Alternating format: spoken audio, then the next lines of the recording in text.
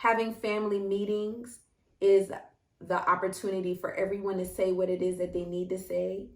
Because when we don't voice what it is that we have to say, then it sits inside of us and it comes out in some sort of way. So whatever you don't talk out or speak out, you're going to act out. And so communication is absolutely essential. We talk a lot about triggering in our family. The people who are supposed to be your advocates and the safest relationships for you should not be the ones that are triggering you. People have labeled me and my brother, saying that I was the quiet one, and he was always the little boy that was getting into trouble. But that's not true because they didn't have the whole story. One of our family meetings revealed that the quiet one was triggering the not so quiet one. He just holds his anger. He tries to hold his anger, and then like when I go way too far, he just blows up, and then it seems like he's the bad guy when really I caused the problem. And therefore he would explode while the other one implodes.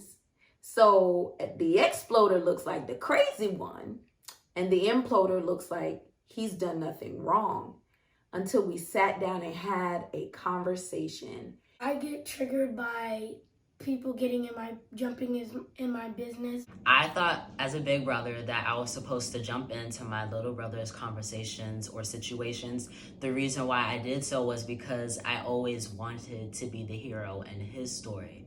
I'm a problem solver and I want to solve stuff myself.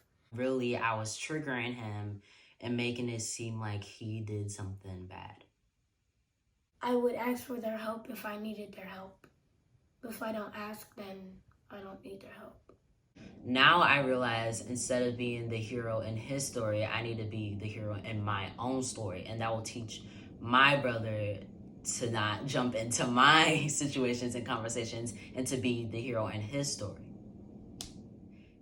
When you know someone's triggers, you shouldn't do it because it would annoy the other person. And how I should respond is in a great tone and not yelling, because it would make the situation worse. They both took ownership that, yes, I do these things to annoy you.